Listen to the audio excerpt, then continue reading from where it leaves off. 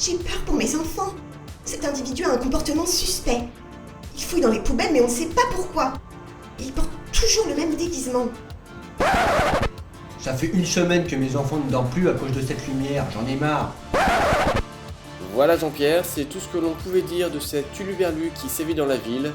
C'était Rémi Pigiste en direct de Nanterre. À vous les studios.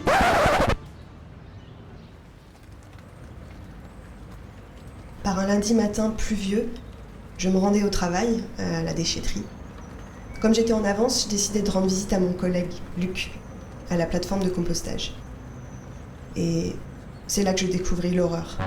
Son corps sans vie, dans les andins de compost, et à côté de lui un carton plein d'ampoules. Affolée et ne comprenant rien, j'appelais à l'aide. Le patron, tout aussi affolé, arriva. La stupeur passée, nous prîmes le temps d'analyser la situation. Le patron m'avait alors révélé que Luc avait demandé à lui parler en privé la semaine précédente. Il s'agissait apparemment d'une histoire d'activité illicite au sein de la déchetterie. Mais étrangement, Luc n'était pas venu au rendez-vous fixé le dimanche matin. Il était sans doute déjà mort. Alors, le patron et moi, nous nous étions rendus au vestiaire pour voir les collègues, chercher des réponses, des indices. Et c'est là que nous avions découvert une incroyable et surprenante tenue qui nous avait laissés perplexes.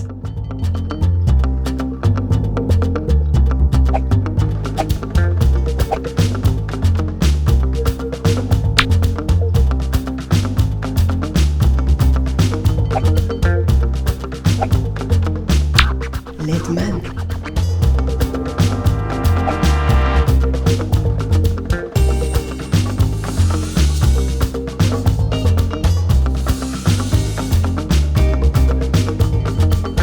C'est au fond du casier que les choses commencèrent à s'éclairer.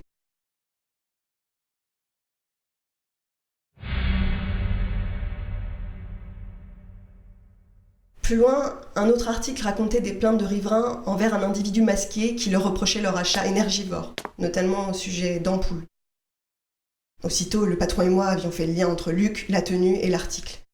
Mais le mystère demeurait et nous avions décidé d'appeler la police. Après quelques minutes, les policiers étaient arrivés et avaient examiné les lieux du crime. Soudain, l'un d'eux appela son supérieur et lui montra un potentiel indice. Pendant qu'il le ramassait, je m'approchai furtivement et un détail m'interpella. Sur le mégot, on pouvait lire « Lucky Strike ».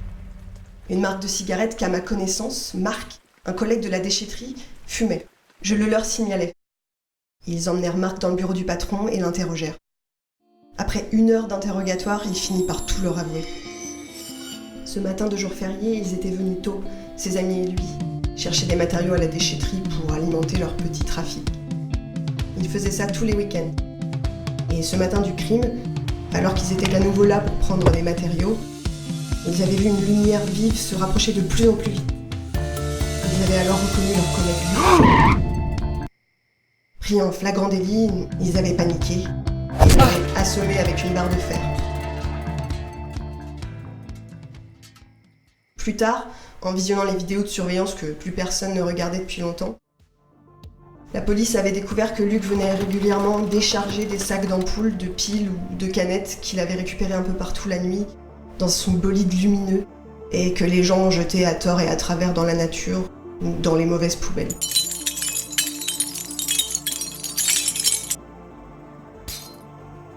De mon côté, je suis convaincue qu'il avait choisi le nom de Leadman en espérant que tout le monde serait un jour un peu plus éclairé sur ces histoires de déchets, d'énergie, de recyclage et d'écologie.